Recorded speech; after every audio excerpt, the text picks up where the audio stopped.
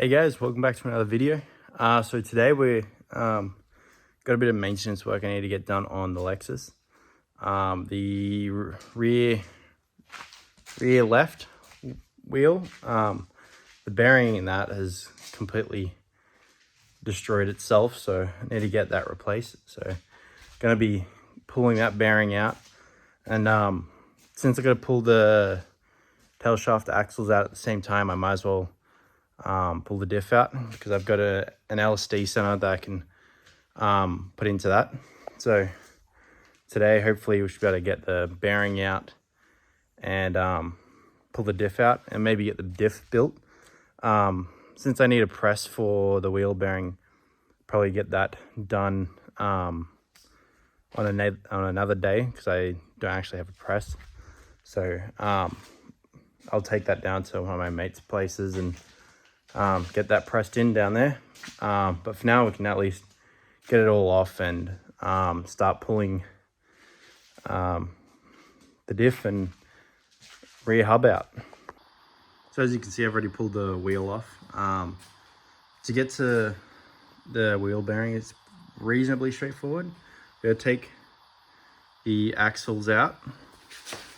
So I'm gonna take, I think focus, take the axles out and then just undo all the bolts and nuts that hold the hub in. So basically just disconnecting all the control arms and toe arms from it, and then just pulling the shaft out, and then I can take this whole hub out, and then I'll have to put the hub in the press itself, and then press the old bearing out and put a new one in. For the diff, it's not too bad. I just gotta undo these bolts here, and then the two up the front. And then once the axles have come out, then it's just basically dropping it. I'll end up just using that sawhorse just there, just to lower it onto, like lower the whole car onto the sawhorse, and then that way when I undo all the bolts, I can then just sit it on top of that and then lift the whole car up on the hoist, and then that way it will just separate from each other. I also need to undo the drive shaft, obviously, but then also to be able to get to the drive shaft and get that undone and get the diff out, I need to take the exhaust off. There's a lot more work actually to it than I was thinking. Yeah, so there's a bit more work than I was expecting for it. It's not that bad. Should take most of the afternoon at least to get it at least pulled out anyway. I won't be able to get it all done today. Because I mean, at the moment it's probably 6 o'clock in the afternoon, so won't be able to get it all done, but that's fine. I can at least make a start. Some progress is better than no progress.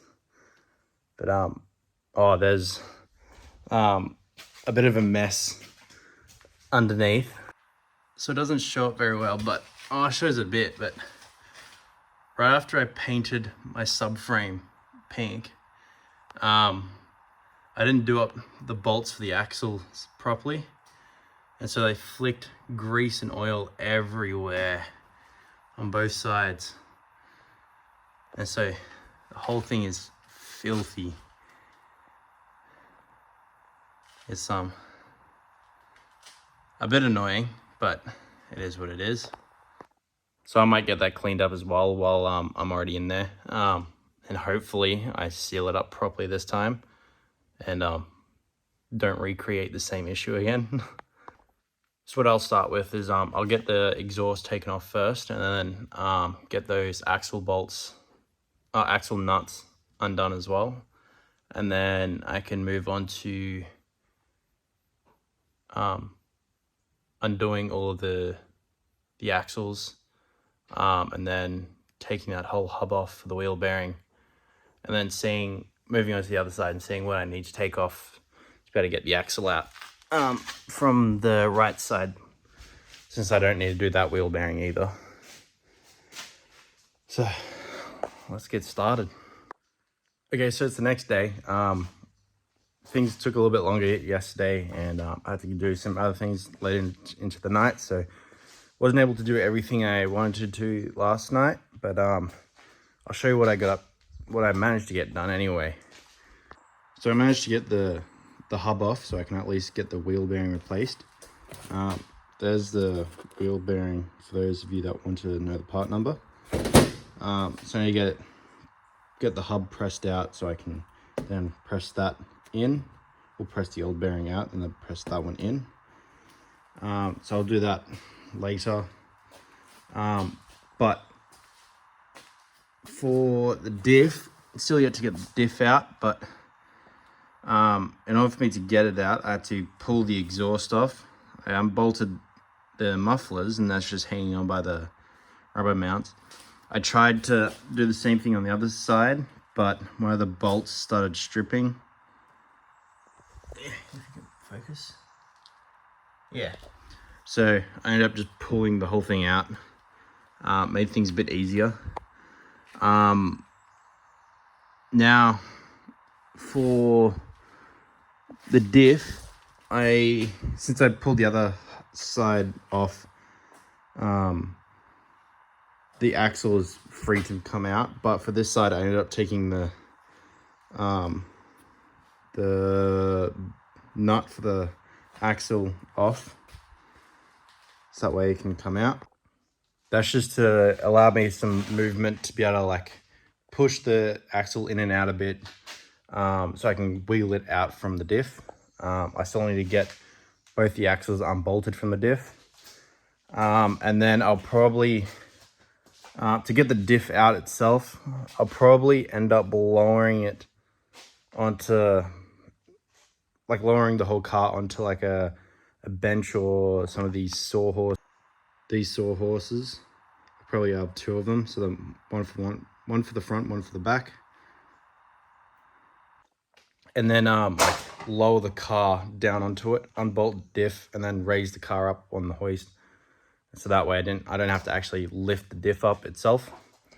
So that should be pretty straightforward. I haven't drained any of the oil out yet. I'll probably do that a bit later. Once I have a better way for catching all the oil, because I don't want gear oil all over me because it stinks. But yeah, let's get the diff out now. Oh yeah. Okay, so the diff is now out. So now I just gotta start pulling it apart. So I gotta drain the oil out of it first, and then I can have a look in the inside and check out the bearings and see how it all looks inside. Then I can start rebuilding.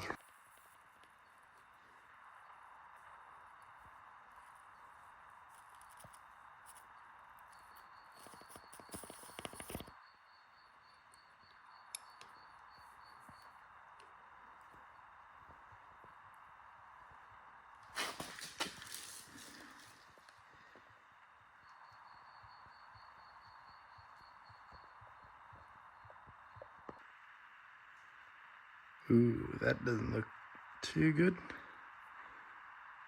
Oh well, that'll be fine. So I got the diff pulled apart. Still currently pulling the bearings out of it, but I got the diff out, so that's progress. Still need to get the center out as well, but all the oil is drained. All the bolts are cracked, so it's now just getting in and just manhandling it to pull it apart. But yeah, it's progress. I got all the parts I need to be able to get it replaced. Actually, I still need to get some oil for it, but apart from that, we're all set. So this is the LSD I'm putting into it. Should lock up pretty good. It is a it's got two options. So you can have it as 1.5, which is what it's currently set at, or you can have it at a two-way. So these are all the parts that I'm doing. I'm not going to bother about the pinion gear, like replacing the pinion gear or crown wheel, sorry. If it breaks, it breaks. I'm not too worried. I'll just rebuild it again. Condition of it doesn't look too bad, so yeah, it should be fine. So should be all hunky-dory.